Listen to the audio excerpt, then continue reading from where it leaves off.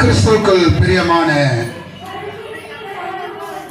வல்லப்பள்ளம் கிராம மக்களுக்கு ஒரு விஷயத்தையும் கர்த்தர் கொண்டு வந்திருக்கின்றார்.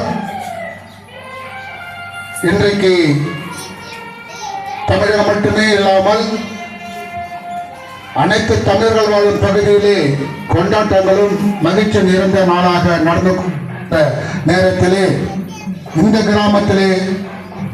கிராமத்தின் விடியலுக்காக கர்த்தர் கடைசி கால தேவ ஊழியம்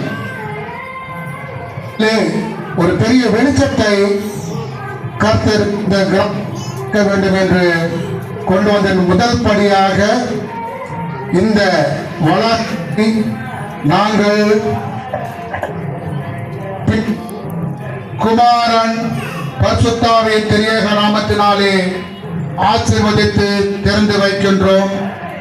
இதோ உமக்கு முன்பாக திறந்த வாசலை வைத்திருக்கின்றேன் என்று சொன்ன ஆண்டவராகிய இயேசு கிறிஸ்துவின் கிருபையும் பிதாவின் அன்பும் பரிசுத்தாவின் மர்மத்திய ஐக்கியமும் நம் அனைவரோடும் குறிப்பாக இந்த வளாகத்தோடும் இதை வழிநடத்தப் போகின்ற கடைசி கால தேவ ஊழிய பொறுப்பாளர்களுடன் இருந்து நடத்தி ஆசீர்வதித்து காப்பாராக. ஆமீன். இதை நாங்கள் உமது நாமத்தின் பெருமைக்காக இதை நாங்கள் ஆசீர்வதித்து திறந்து வைக்கின்றோம். ஆமீன்.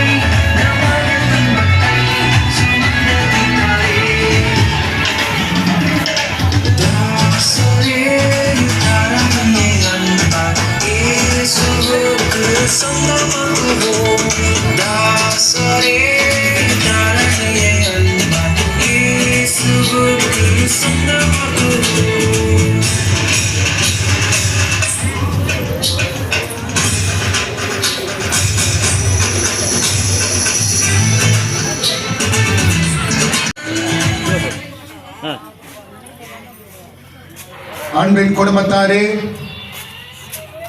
எங்கே 2-3 பேர்கள் என் நாமத்தின் நிமித்தம் கூடுகிறீர்களோ அங்கே நான் இருப்பேன் என்று சொல்லி இந்த நேரம் இங்கே நீர் இருக்கிறீரே, அதற்காக நன்றியின் ஸ்தோத்திரத்தை மேலெடுக்கின்றோம்.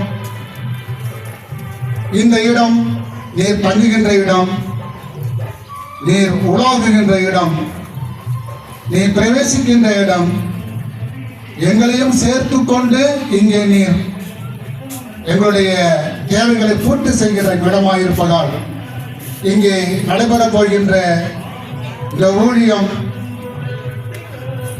ஒவ்வொரு பொங்கலுக்கு மட்டுமே இல்லாமல், ஒவ்வொரு விழா காலங்கள் மட்டுமே இல்லாமல் வாரந்தோறும் இங்கே ஆராதனையும் துதியும் ஜபமும் ஏறெடுக்க வேண்டும் என்ற நோக்கத்தோடு கட்டப்பட்டிருக்கின்ற இந்த ஊழியத்தின் சார்பாக இந்த சிற்றாலயத்தை நாங்கள் பிதா குமாரன் பரிசுத்தாவின் திரியக நாமத்தினாலே திறந்து வைக்கின்றோம். கர்த்தாவின் சமாதானம் உங்கள் என்றொன்றும் இருப்பதாக. ஆமென்.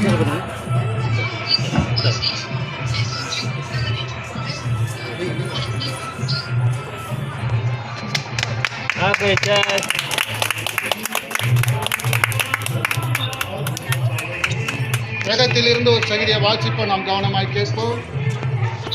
கர்த்தருடைய பரிசுத்த நாமத்துக்கு மேம்படுவதாக. 2 நாளாகமங்களின் புஸ்தகம் 7வது அதிகாரம் 15, 14 ஆகிய வேத வசனங்கள். 2 நாளாகமம் 7, 15, 16. இந்த ஸ்தலத்திலே செய்யப்படும் ஜெபத்திற்கு என் கண்கள் திறந்தவைகளும் என் செவிகள் கவனிக்கிறவைகளுமாயிருக்கும்.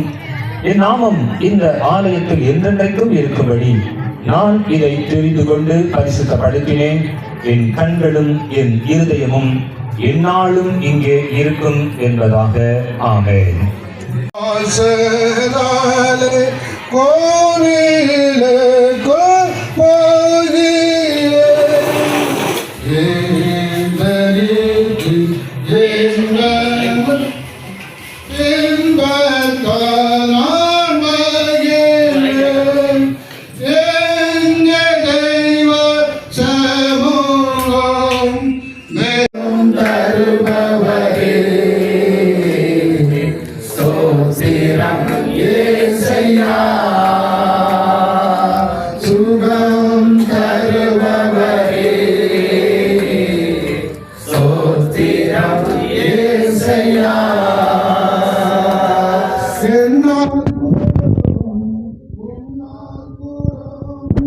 ஒரு வார்த்தை சொன்னால்